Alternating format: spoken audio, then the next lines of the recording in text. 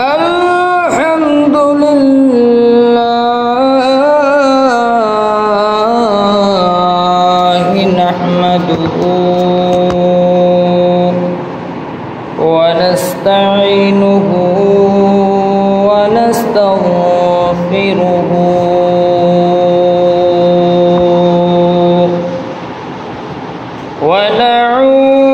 ونعوذ بالله من شرور أنفسنا ومن سيئات أعمالنا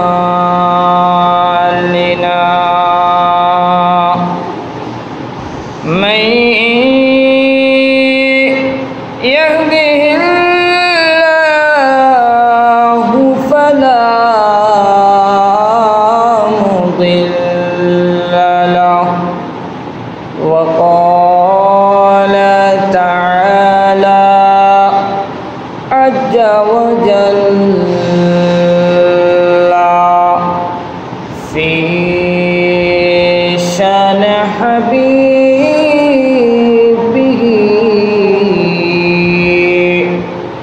ومحبوبه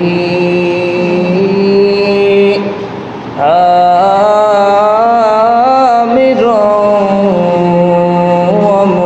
ومخبرا إن الله وملائكته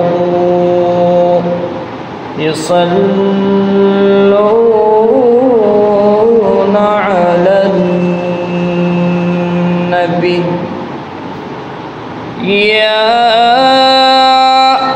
أيها الذين آمنوا صلوا عليه وسلموا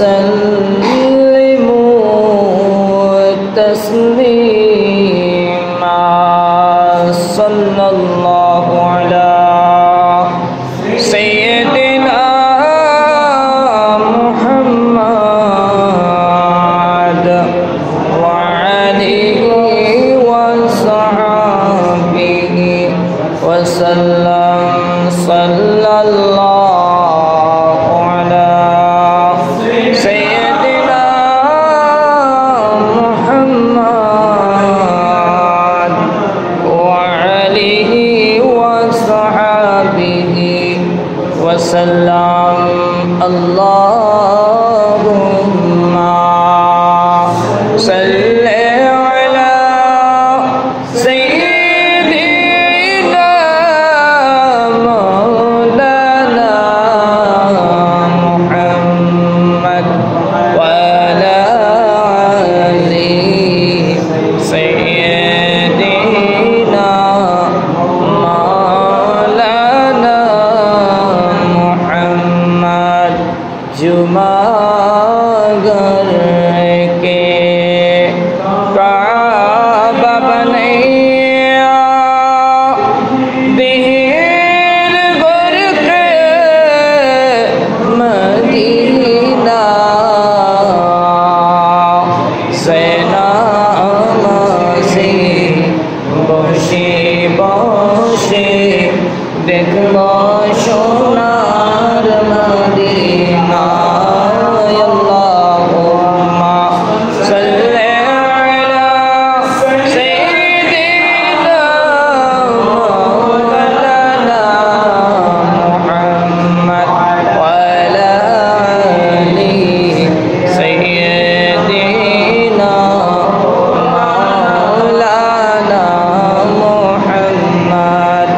Allah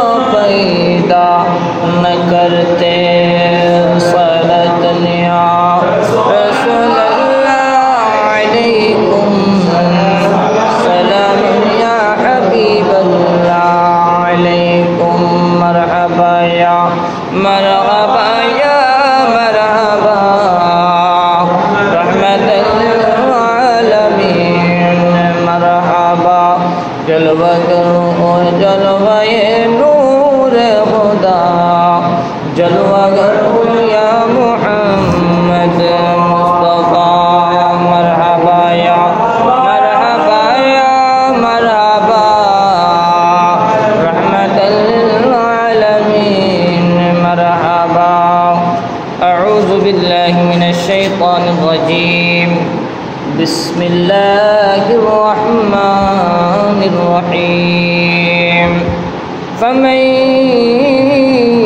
यअमल minus सालिहाति वहुवा मुमिनुन फला कुफ्रान लिसईहि व इन्ना लहू कातिबून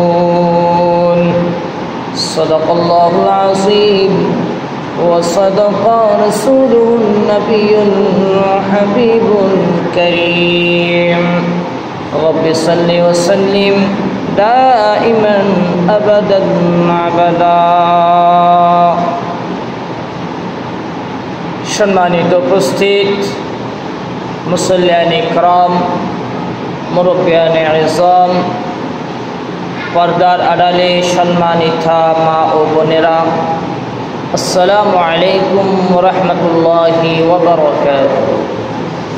आमी सर्वप्रथम लक्ष कोटी शुक्रिया ज्ञापन करছি যে মহান রব্বুল আলামিন আজকে আমাদের সকলকে এই পবিত্র মাহে জিলকাদার প্রথম জুমা ও খুতবা আদায় করার জন্য নিজের ঘর থেকে বাসস্থান থেকে সুস্থ শরীরে মসজিদে আসার জন্য তৌফিক দান করেছেন। এর শুকরিয়ার্থে সেই মহান সত্তার দরবারে উচ্চ সুরে বলি একবার আলহামদুলিল্লাহ। এবং এর সাথে সাথে লক্ষ কোটি সালাম ও দরুদ প্রেরণ করছি যিনি সর্বশ্রেষ্ঠ মহামানব সকল নবী ও রাসূলদের সরদার অন্ধকারের আলোর দিশারি উম্মতের কান্ডারি নবী आका मदीना ताजदार मदीना सरकार दो आलम नूर मुजस्सम सैयदुल मुरसलीन अहमद मुस्तफ़ा मोहम्मद मुजतबा सल्लल्लाहु अलैहि वसल्लमेर दरबारे सम्मानित मुसल्लियाने किराम आजकेर जुमार आलोचनार विषय हच्छे अपनी आमी এই দুনিয়ার অধরে এসে আমাদের হায়াতের জিন্দেগির মধ্যে কতটুকু আমল করতে পেরেছি এবং আল্লাহ তাআলার এই দুনিয়াতে আল্লাহ তাআলার মুনাফিকি বেহুরমতি কতটুকু করেছি তার হিসাব নির্ণয় করা বিষয়। আসলে আমরা এই দুনিয়ার বুকে আল্লাহ তাআলা আপনাকে আমাকে যে হায়াতের জিন্দেগিটা দিয়েছেন সেই হায়াতের জিন্দেগিটা আমরা কিভাবে খরচ করতেছি সেই হিসাব নিকাশ আমাদের করা সম্ভব হয় না। কারণ আমরা এই দুনিয়াবি চিন্তায় এত যে ব্যস্ত হয়ে গেলাম যেই ব্যস্ততার কারণে আমাকে আপনাকে এই দুনিয়া ছেড়ে আমাকে আপনাকে কবর জগতে কিয়ামতের হাসরে উপস্থিত হতে হবে সেই চিন্তা আমাদের নেই। এইজন্য আল্লাহ রাসূল সাল্লাল্লাহু আলাইহি ওয়াসাল্লাম হাদিসে পাকের মধ্যে ইরশাদ করেন, ও আমার উম্মতের নরনারীরা, তোমাকে হায়াত দেওয়া হয়েছে, যে হায়াতের বাজেট তোমার জন্য করা হয়েছে এই হায়াতের বাজেটের ভিতরেই তোমাকে জান্নাত অর্জন করে নিতে হবে। আর যদি তুমি জান্নাত অর্জন করতে না পারো তাহলে তোমার মতো পোড়া কপাল আর হবে না। সুতরাং আমাদের হায়াতের জিন্দেগিটা আমরা কিভাবে কাটাবো এবং কিভাবে কাটাচ্ছি, কিভাবে কাটানো দরকার, সেই বিষয়ে আমাদেরকে চিন্তা করতে হবে।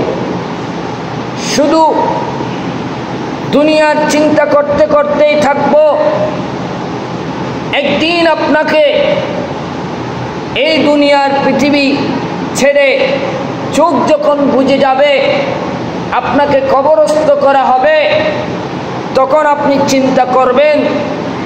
আর যখন চিন্তা করবেন, এমন সময় যেই সময় আপনি চিন্তা করলেও কোনো লাভ হবে না। এটা এমন একটা সময় যেই সময়ের মধ্যে আপনি শত শতবার, লক্ষ লক্ষবার যদি আপনি চিন্তা করেন এবং ভালো হওয়ার চেষ্টা করেন, আমল অর্জন করার চেষ্টা করেন, কখনো সম্ভব হবে না আপনি কবর জগতের মধ্যে একটা নেকি অর্জন করার সুযোগ থাকবে না। কবর জগতে থেকে এমন কিছু কর্মকাণ্ড রয়েছে যে কর্মগুলো আপনি যদি অর্জন করে নিয়ে যেতে পারেন তাহলে কিয়ামতের সময়, কিয়ামত পর্যন্ত আপনার কবরে সওয়াব পৌঁছাতে থাকবে। সেই রকম শুধু একটাই রাস্তা আছে, সেটা হচ্ছে আপনি দুনিয়ার মধ্যে সেই রকম কিছু বস্তু, সেই রকম কিছু সম্পদ যদি আপনি রেখে যান। সেই সম্পদগুলো কোনগুলো? যেই সম্পদগুলো আপনি মসজিদ, মাদ্রাসা, এতিম, মিসকিন তাদেরকে আপনি দান করে গিয়েছেন এবং মসজিদের মধ্যে আপনি দান করে গিয়েছেন, মাদ্রাসার মধ্যে আপনি দান করে গিয়েছেন, এই জিনিসগুলো যেগুলোর নাম হচ্ছে সদকায়ে জারিয়া। আপনি মসজিদের মধ্যে একটি ফ্যান বা মসজিদের মধ্যে লাগবে ওই ধরনের কোনো একটা বস্তু আপনি দিয়েছেন, আপনার কবরে কিয়ামত পর্যন্ত সওয়াব পৌঁছাতে থাকবে এবং আপনার ওই ফ্যানের বাতাস কিয়ামত পর্যন্ত যতজন ব্যক্তি, যতজন নামাজি খাবে এবং দোয়া করবে, সেই সকল সওয়াব আপনার আমল নামায় যোগ হয়ে যাবে। উচ্চস্বরে বলুন সুবহানাল্লাহ। এছাড়া আপনার কবরের মধ্যে আপনি ব্যক্তিগতভাবে কোনো আমল করার সুযোগ নেই। সুতরাং তখন চিন্তা করার কোনো সুযোগ থাকবে না, এখনই আমাদেরকে চিন্তা করতে হবে। এজন্য আল্লাহ পাক রব্বুল আলামিন কুরআনে কারীমের মধ্যে ইরশাদ করেন, এই জন্য যে আমরা যদি ভালো আমলে সালেহা অর্জন যদি করি, অর্জন করার জন্য, উৎসাহিত করার জন্য আল্লাহ তাআলা বান্দাদেরকে উৎসাহিত করতেছেন। উৎসাহিত করার জন্য কুরআনে কারীমের মধ্যে ইরশাদ করেন, বিসমিল্লাহির রহমানির রহিম, ফামান ইয়া'মাল মিনাস সালিহাতি ওয়া হুয়া মুমিন।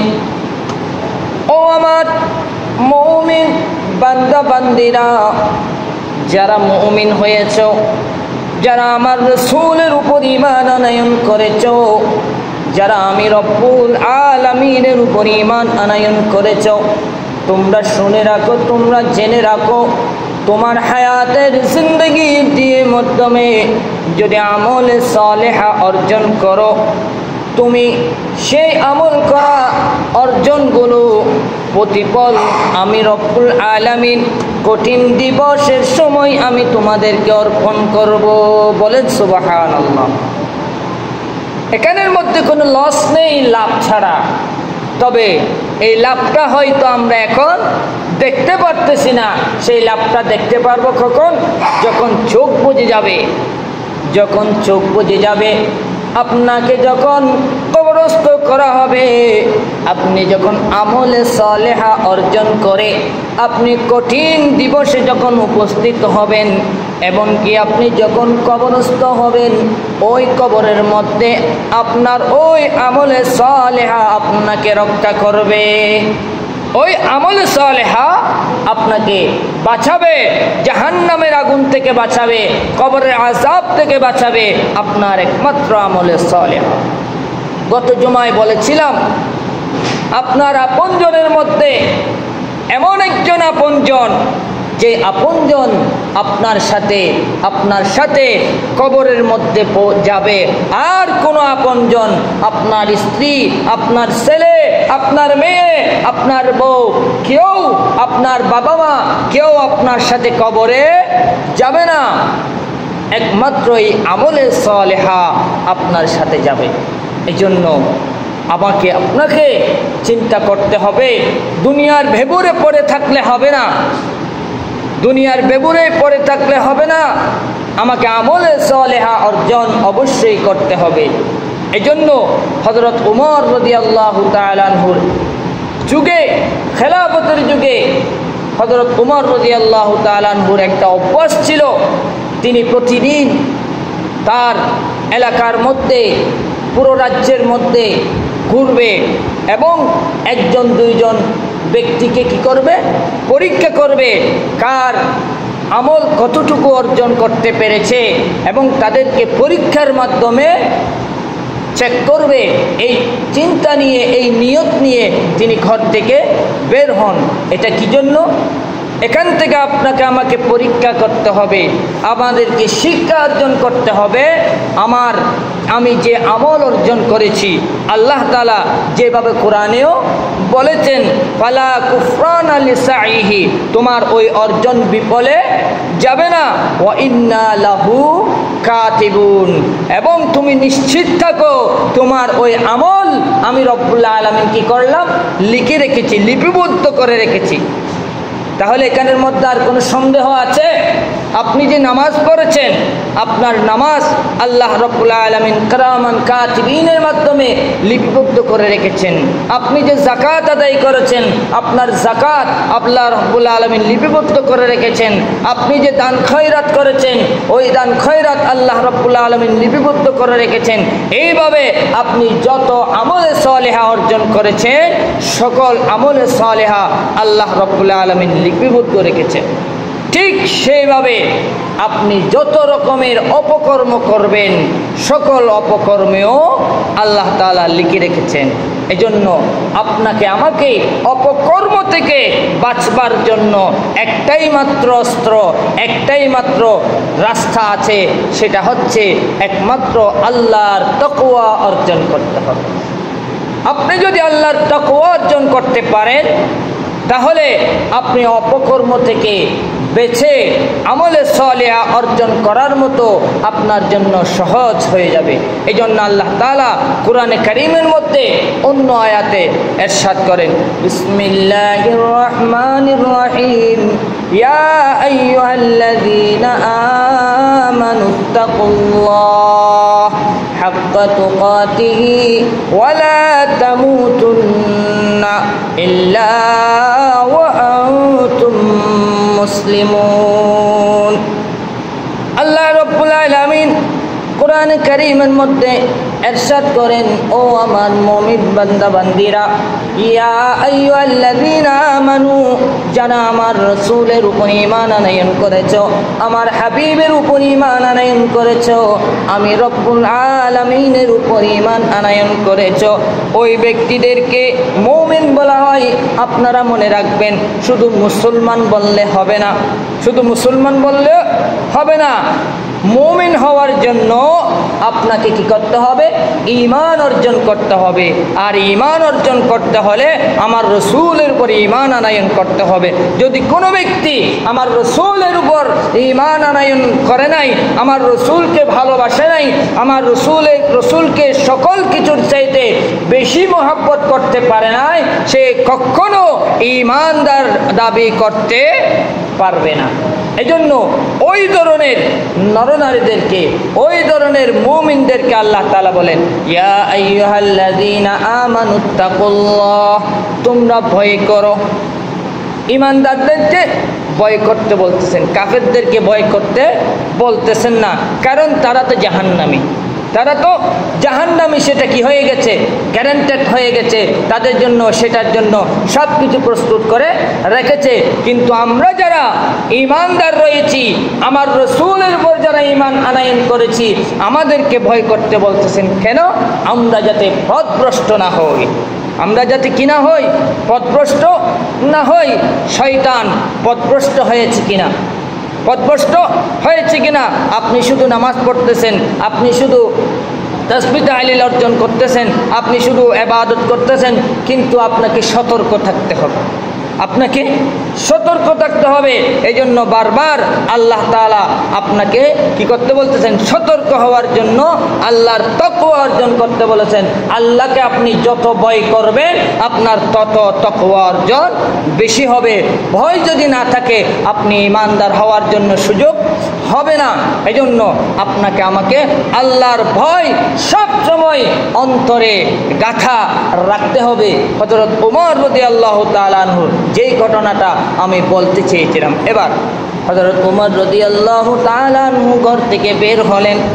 যেতে যেতে ওনার তৃষ্ণা পেল, কিছু পানি খেতে হবে অথবা পানি তরল জাতীয় কিছু খেতে হবে। এমন সময় এক রাখালের দেখা হলো।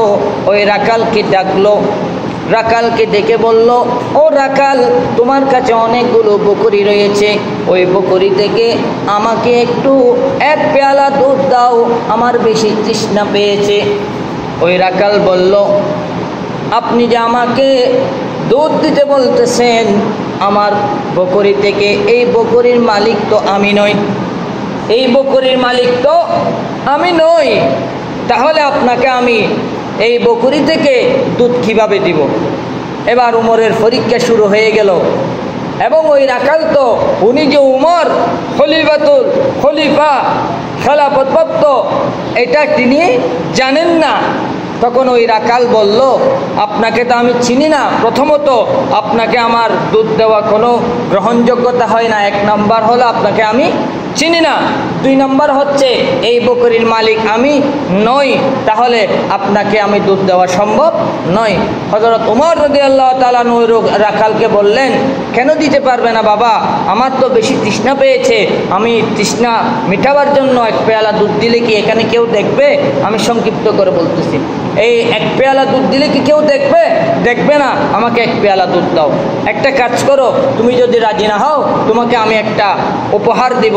তোমার এক পেয়ালা দুধের বিনিময়ে তোমাকে আমি কিছু দিনার দেব, যেই দিনারের বিনিময়ে তুমি তোমার পরিবারের মধ্যে অন্তত 2-1 দিন ভালোভাবে খেতে পারবে, আমি সেই ব্যবস্থা করে দেব।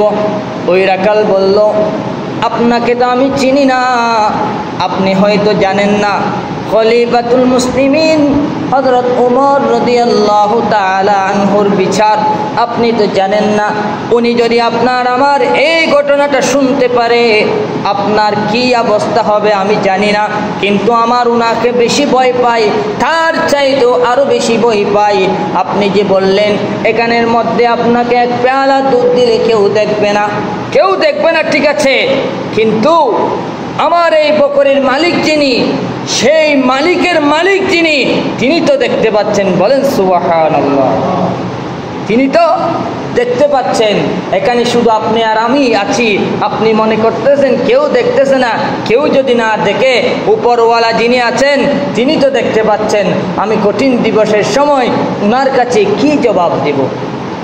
সুতরাং ওই রাখালের কাছে যেই তাকওয়া ছিল, ওই তাকওয়া অর্থাৎ উনি আল্লাহকে ভয় করেছেন বিদায় উনি চাইলে ওমর রাদিয়াল্লাহু তাআলা আনহুকে কি দিতে পারতেন? দুধ দিতে পারতেন, কিছু দিনারও পেতেন, কিন্তু তিনি দেন নাই। কেন? তার অন্তরে কি গাথা রয়েছে? তাকওয়া গাথা রয়েছে। এই জন্য তিনি ওই অপকর্ম থেকে বাঁচবার জন্য একেবারে সহজ হয়ে গেছে। সুতরাং এই জন্য আপনাকে আমাকে সেই ধরনের সেখান থেকে শিক্ষা নিয়ে যেই কোনো কাজের মধ্যে আপনার অপকর্ম থেকে বাঁচবার জন্য সবসময় আল্লাহর তাকওয়া, আল্লাহর ভয় আপনার অন্তরে রাখতে হবে। এই জন্য আল্লাহ তাআলা বলেন, আমানুত্তাকুল্লাহ হাক্কা তুকাতিহি। শুধু ভয় করলে হবে না, ভয় করার মতো ভয় করতে হবে। যেভাবে ওই রাখাল ভয় করেছিল, যেভাবে ওই রাখাল ভয় করেছিল, সেইভাবে আপনাকে আমাকে ভয় করতে হবে। আমি আল্লাহকে ভয় করি, কিন্তু নামাজের ধারে কাছে নেই। কিছুক্ষণের আগের ঘটনা, 10-20 মিনিট হবে আর কি।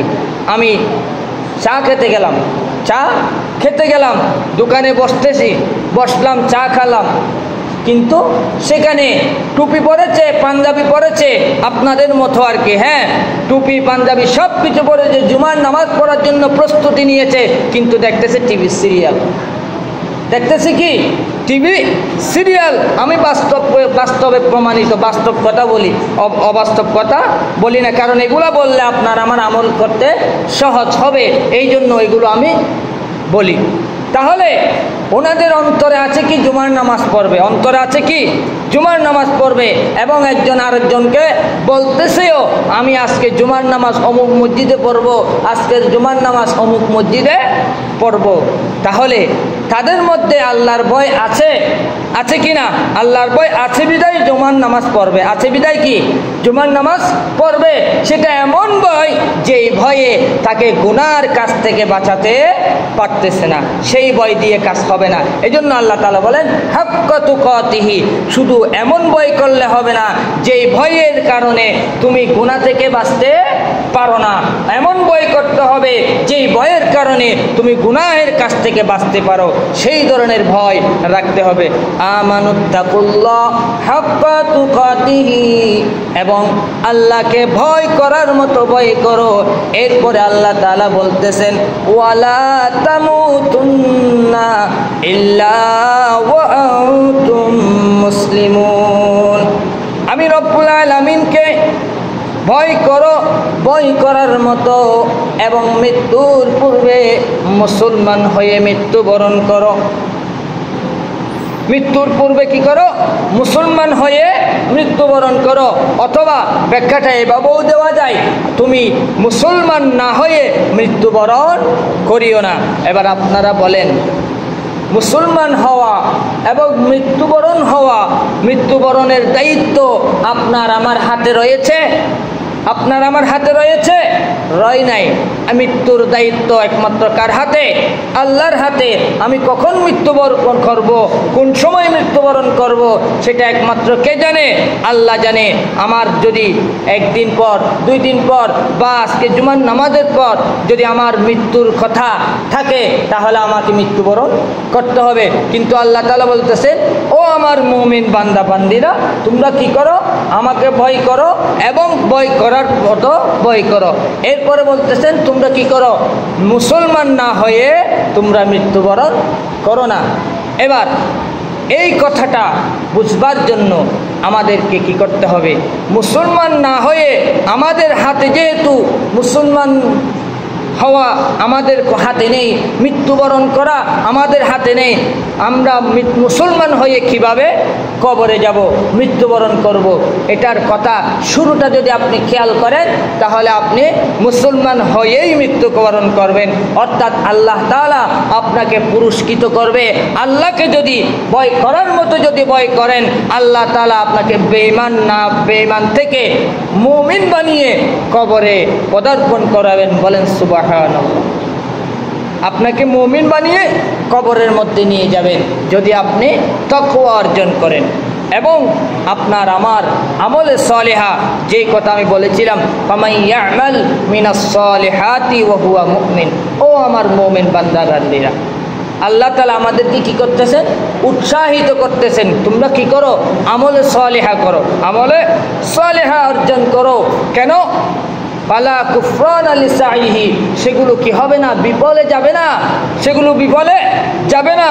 ওয়া ইন্না লাহু কাতিবুন, তারপরেও আমাদেরকে নিশ্চিত হওয়ার জন্য শিলমোহর মেরে দিয়েছেন। কি মেরে দিলেন? শিলমোহর মেরে দিলেন। ওয়া ইন্না লাহু কাতিবুন, আমি সেগুলো তোমাদের আমলে সালিহা, তোমাদের নামাজ, তোমাদের রোজা, তোমাদের হজ, তোমাদের যাকাত সবগুলো আমি রব্বুল আলামিন লিপিবদ্ধ করে রেখেছি। আর যখন কঠিন দিবসে তোমরা উপস্থিত হবে, সেগুলো তোমাদের আমলগুলো যখন তোমরা দেখবে, পাহাড় পরিমাণ যখন সওয়াব নেকি যেমন, তখন দেখবে তোমরা অবাক হয়ে যাবে, এতগুলো আমল আমি তো কোনোদিন করি নাই, এতগুলো আমল আমি কখনো করি নাই, আর এতগুলো আমল কিভাবে হলো? এজন্য আপনাকে আমাকে সতর্ক হতে হবে। দুনিয়ার ভেবুরে পড়ে থাকলে হবে না। দুনিয়ার জন্য আমরা এই জীবনটাকে বিলীন করে দিচ্ছি, কিন্তু আখেরাতে কি করব সেই সতর্কতা আমার আপনার নেই। সেগুলো হওয়ার জন্য একটাই মাত্র রাস্তা, সেটা কি? আল্লাহকে ভয় করা। সেটা কি? আল্লাহকে ভয় করা। আপনার অন্তরে যদি আল্লাহর ভয় প্রকৃতপক্ষে থাকে, তাহলে আপনি কখনো নামাজ না পড়ে পারবেন না, নামাজ না পড়ে পারবেন না। এই যে নামাজের বিষয়, গত 2-4 দিন আগে এক ব্যক্তির সাথে আমার সাথে তর্ক বিতর্ক হয়েছে। তর্কটা কি জানেন? তিনি বলতেছেন নামাজের সাথে ঈমানের কোনো সম্পর্ক নেই। বলেন নাউযুবিল্লাহ। তাহলে এটা সবচাইতে বড় একটা অজ্ঞতা না? এর চাইতে বড় অজ্ঞতা আর হতে পারে? নামাজের সাথে ঈমানের কোনো কি নাই, সম্পর্ক নাই। আমরা সকলেই জানি, মক্তবেও পড়েছি কিনা, মক্তবে ফুরকানিয়াতে বলেছি ইসলামের 5 বেনা। ইসলামের কয় বেনা? 5 বেনা। কালিমা, নামাজ, রোজা, যাকাত আর হজ। কালিমা, নামাজ, রোজা, যাকাত আর হজ। তাহলে নামাজ একটা কি? নামাজ হচ্ছে ইসলামের একটা কি? ঈমানের একটা অঙ্গ। যাকাত ঈমানের একটা অঙ্গ। এভাবে ঈমান একটা কি অঙ্গ। ঈমান আনার জন্য প্রথমে কি করতে হবে? আমার রসুলকে বিশ্বাস করতে হবে, ইয়াকিন করতে হবে, এবং আমার রসুলকে সব কিছুর চাইতে বেশি ভালোবাসতে হবে। সেটা হচ্ছে একেবারে প্রথম স্তর। ঈমান থাকলে পরে বাকি সবগুলো। ঈমান না থাকলে আপনার জন্য কিছুই নেই। আপনি যত কিছু করেন না কেন, পরকালের জগতে আপনাকে জাহান্নামেই যেতে হবে, জাহান্নামেই যেতে হবে। কিন্তু আল্লাহ তাআলা তো কোরআনে বলেছেন, আমি কারো ভালো কাজের বিনিময় না দিয়ে যাব না, সকলের ভালো কাজের বিনিময় দেব। কারণ আল্লাহ তাআলা হচ্ছেন ইহসানকারী। আল্লাহ তাআলা হচ্ছে কি? ইহসানকারী, অর্থাৎ সঠিক বিচারক। সঠিক বিচারক